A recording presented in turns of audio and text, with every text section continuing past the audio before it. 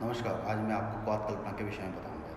क्वाथ कल्पना सीधे तरीके से एक सीधी परिभाषा अगर दी जाए, क्वाथ का मतलब होता है काढ़ा।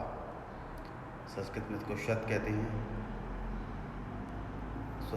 कल्क, शत, शीत और फांड पंचकषाय कल्पना में ये कल्प के बाद जो कल्पना की जाती है वो क्वाथ कल्पना है, यानी शत। सामान्य रूप से परिभाषा इसकी ये है कि आपने किसी भी अपने अक्सर देखा होगा, अपने घर में कुछ भी जैसे चाय बनाते हैं वो भी एक तरह का क्वाथ ही है। आपने दलिया या ग्रीन टी भी, वो भी क्या क्वाथ है। तो यहाँ क्वाथ की परिभाषा मेडिसिन के हिसाब से थोड़ी सी अलग हो जाती है। आपने कोई भी द्रव्य लिया, उस द्रव्य का कुछ जल भाग उड़ गया, तब जो द्रव्य का उड़ने के बाद जितने द्रव्य लिया और जल से ज़्यादा मात्रा में लिया, जल घटने के बाद जो आपने उतारा उसको छान के पी लिया, वो काढ़ा एक क्वाथ कहलाता है। इसके लिए सीधी सीधी परिभाषा है जो चक्रपाणी यानी चरक ने दी थी, चक्रपाणी की टीका में। चरक ने कहा वन्नो तु कथितम तब नशतमाहु चिकित्सा, यानी वन्नो मतलब अग्नि, अग्नि पर क्वाथ करने पर जो शतमाहु मतलब जो बचा वो श्वत कहलाता है, उस चिकित्सा में उपयोग किया जाता है। इस सामान्य छोटी सी परिभाषा, छोटा सा श्लोक। शारंगन ने इस पर और विस्तार से बोला है। उन्होंने कहा पानी में 16 यानी जल की मात्रा 16 गुना। पानी 16 गुना छोड़ें, द्रव्य पले छिपे, एक पल द्रव्य और 16 पल जल। तो उन्होंने बोला एक पल अगर आपने द्रव्य लिया है तो 16 गुना जल लिया। मत पाते कथम ग्रह मांस शोषितम, यानी मिट्टी के पात्र पकाने पर या मिट्टी के पात्र की बात की जा रही है। अपन आजकल क्या कर रहे हैं, स्टील में पकाते हैं या पीतल में, जैसे भी अब जो बर्तन मिलता है उसमें अपन क्वाथ बनाते हैं। लेकिन यहाँ मृत पात्र की बात की जा रही है, मिट्टी के पात्र। उस समय मिट्टी के पात्र ज़्यादा उपलब्ध होते थे, इसलिए मिट्टी के पात्र की बात की। मत पाते क्वाथ गेदम ग्रह अष्टमांश शोषितम, यानी जो आपका 16 गुना जल लिया है वो जब अष्टमांश उसका बचता है, यानी 1/8 भाग, यानी उसका 16 गुना जल में पकाने पर 1/8 रहने पर, यानी 8 गुना जल घट गया। घटने पर उसको उतार लें और छान लें। तज जलम पोषणम मंदाग्नि साधितम, मंदाग्नि पर पकाएं। तो ये इसका एक शारंगन ने परिभाषा दी। जो आपको याद रखने वाली चीज़ है वो सबसे इम्पोर्टेंट है, तो शारंगन ने बताई है पानी 16 यानी 16 गुना जल, यानी 16 पल जल। द्रव्य पले छिपे, यानी एक पल द्रव्य, यानी कुछ भी आप मेडिसिन लेंगे, मेडिसिन की बात किया छिपे। मृत पाते मिट्टी की पात में क्वाथ है ना, ग्रह अष्टम मांस अवशोषितम, यानी 8 भाग उसका पानी का जब उबालते हैं पानी उतना भाग उड़ जाएगा, 8 भाग 1/8 भाग उसका बचेगा। तब जलम पेट शब पोषणम मंदाग्नि साधतम, मंद अग्नि पर अपन को पकाना है, तेज अग्नि पर नहीं, मंद अग्नि पर। तेज अग्नि पर पकाने से उसके प्रॉपर मेडिसिन के एस्टेट या प्रॉपर गुण जो है उसमें नहीं आ पाएगा। तो यहाँ इसका इतना आपको श्लोक याद रखना है। अब क्वाथ के पर्याय की बात करें। क्वाथ के पर्याय क्या होते हैं? श्रत, मैंने आपको पंचकषाय कल्पना में शुरू से आप पढ़ते आ रहे हैं, श्रत क्या चीज़ है। तो श्रत, क्वाथ, कषायच, निरूह आदि निकल, ये इसका श्लोक, ये पूरा ये श्लोक है। इसके क्या पर्याय हैं? श्रत एक, क्वाथ, कषाय, कषाय भी कहते हैं, पंचकषाय कल्पना में कषाय क्वाथ को भी कहते हैं। तो ये विशेष रूप से याद रखें आप। कषाय कल्पना है, क्वाथ का बहुत ज़्यादा उपयोग होता है पूरे आयुर्वेद में और बहुत इफेक्टिव है, और क्वाथ बहुत बड़ा टॉपिक है। अभी सिर्फ मैं आपको सामान्य क्वाथ की जो जिस तरह से हम बनाते हैं, लेकिन क्वाथ में आप और डीपली जाएंगे तो बहुत ज़्यादा चीज़ें मिलेंगी आपको, वो मैं आगे डिफाइन करूँगा। तो ये बेसिकली इसका अर्थ है। तो आपको इसके पर्याय याद रखें, श्रत, क्वाथम, कषाय से निर्व्यूह, ये 4 इसके पर्याय है। शारंगन ने दिया है। इसके बाद आपकी क्वाथ की जो मात्रा होती है कि किस मात्रा में अपन उसमें जल का प्रमाण देंगे। जल का प्रमाण क्वाथ में सबसे इम्पोर्टेंट है, क्योंकि जल के बगैर क्वाथ नहीं बन सकता। तो जल की मात्रा यादव जी ने और त्रिक्रम जी ने बताई है। तो यादव जी टिकरन जी कौन थे? ये आपने आगे इतिहास से पढ़ा होगा। द्रव्य गुण की इन्होंने द्रव्य गुण विज्ञान की किताब लिखी है और सिद्ध योग संग्रह करके इन्होंने टीकाएँ की हैं। इनका काल जो है 20वीं सदी था, यादव जी टिकरन जी का।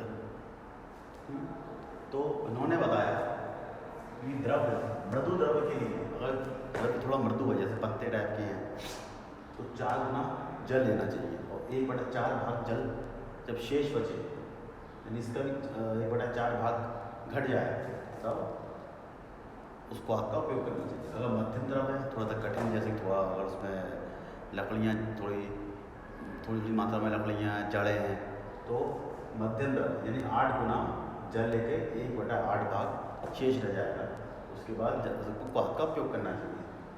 फिर आता है कठिन द्रव्य। कठिन द्रव्य जैसे बहुत ज़्यादा लकड़ी हार्ड होती है, उसको अपन ने तोड़ा, अपन ने उसको दरदरा किया पल्वलाइजर में डाल के, उसको तब अपन ने पल्वलाइजर में या कूटने के बाद उसको थोड़ा पतले के कठिन द्रव्य कहलाता है। कठिन द्रव्य में क्या होगा, और कठिन द्रव्य जैसे इसमें रस स्वरस जो है, उसका जो रस है एसिड आसानी से नहीं निकल पाता, तो अपन क्या करेंगे, उसको पहले जल में भिगोएंगे, भिगोने के बाद फिर से उसको लेकर के अपन कठिन द्रव्य को जब मुलायम हो जाएगा तब उसको क्वाथ बनाएंगे 16 गुना जल में। यानी उसके लिए आपको जल की मात्रा ज़्यादा लेनी पड़ेगी, क्योंकि उसका एसिड प्रॉपर आ ही नहीं पाएगा। 1/8 भाग उसका शेष रहने पर जल का अपन क्वाथ का उपयोग करेंगे। चिकित्सा अनुसार, मात्रा अनुसार बताया गया है कि एक सामान्य कंसेप्ट है कि 4 तोल से कम मात्रा तो 16 गोला जल लेना है। द्रव्य जो है 4 तोला से कम हो तो 16 गुना जल, 5 से 6 तोला और द्रव्य है तो 8 गुना जल, यानी इस तोल का 8 गुना, और 16 तोला जो है तो 16 तोल जल है तो 4 गुना जल।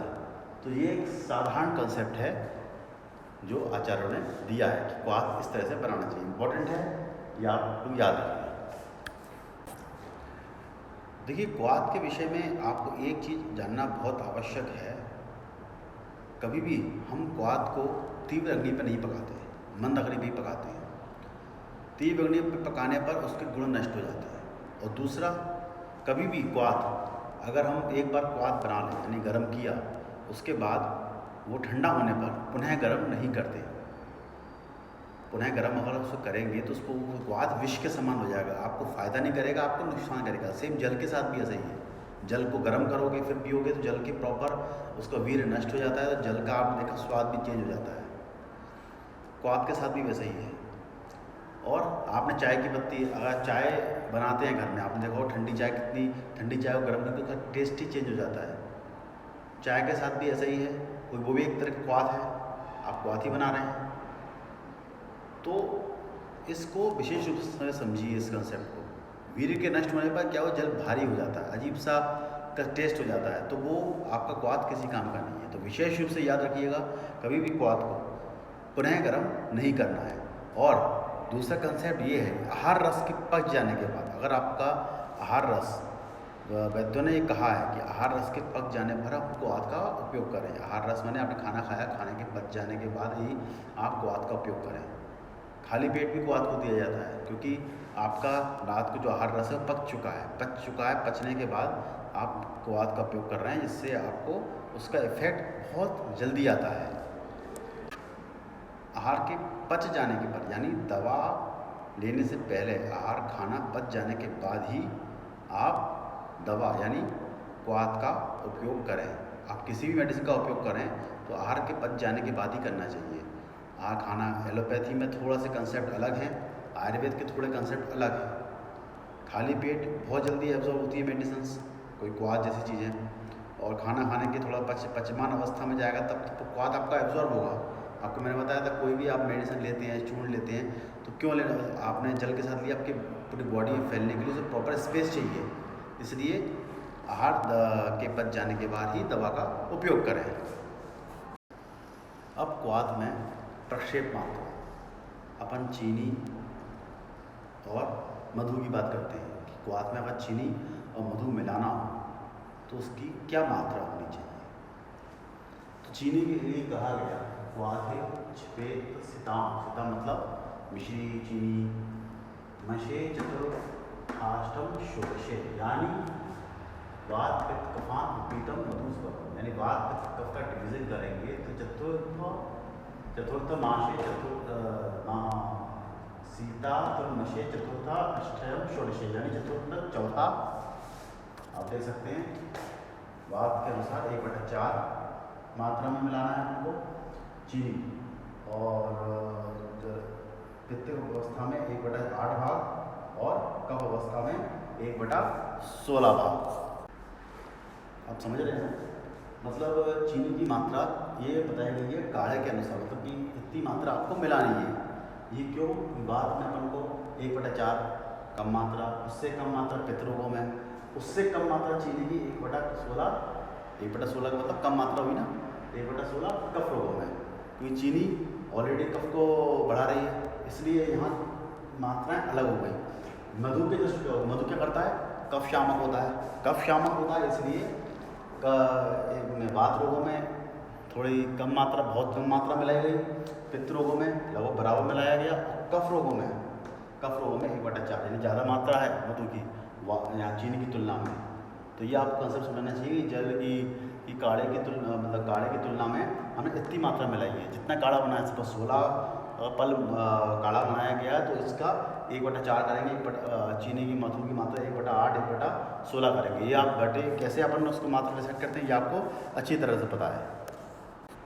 इसके बाद वात में चूर्ण की मात्रा, चूर्ण कह लो या द्रव्य की मात्रा कह लो, ये क्या होनी चाहिए?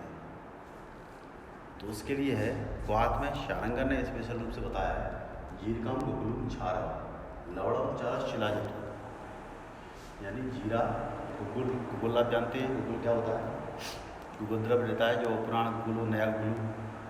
छार मतलब बेस, कोई भी अपना अब छार मिला रहे हैं, छार का लवण अपने नमक की मात्रा।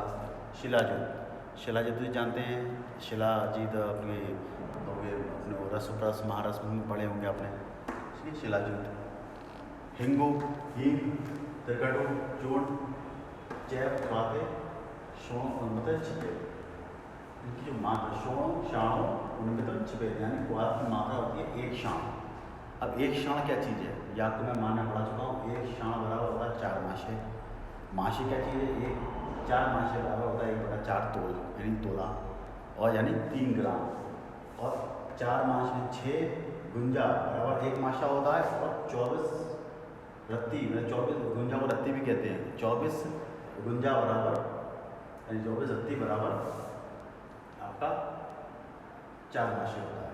तो लगभग शाण के 2 पर्याय हैं जो उसने बताए हैं, शारंगर ने, धड़ और टक, यानी 1/4 तो, और चरक ने बताए निष्क और कला, ये चरक ने इसके पर्याय बताए हैं।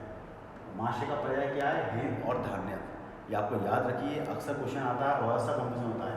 चरक ने यहाँ पे शाण के 2 पर्याय, चरक ने 1-2 पर्याय बताए, निष्क और कला, और शारंगर ने धड़ और टक कहा है इसको। तो यहाँ पे जो माशे को हेम और धान्य कहा है, ये चरक ने ही माना और शारंगर ने ही माना है।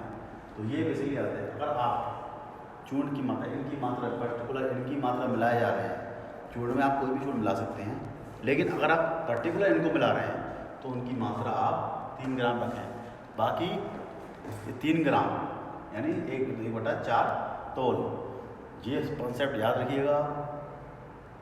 तो इसके अलावा आप कुछ भी मिलाते हैं, बातें बुद्धि विवेक से अपने मिला सकते हो, क्योंकि कई चीज़ें प्रमाण के आधार, युक्ति प्रमाण के आधार पर भी हम मिलाते हैं।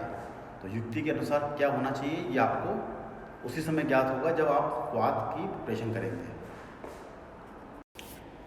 बाकी क्वाथ के विषय में कुछ और भी कंसेप्ट हैं, वो बहुत थोड़ा पोर्शन है कि समय का अभाव है, इसलिए मैं आपको नेक्स्ट वीडियो में वो फिर से एक्सप्लेन करूँगा।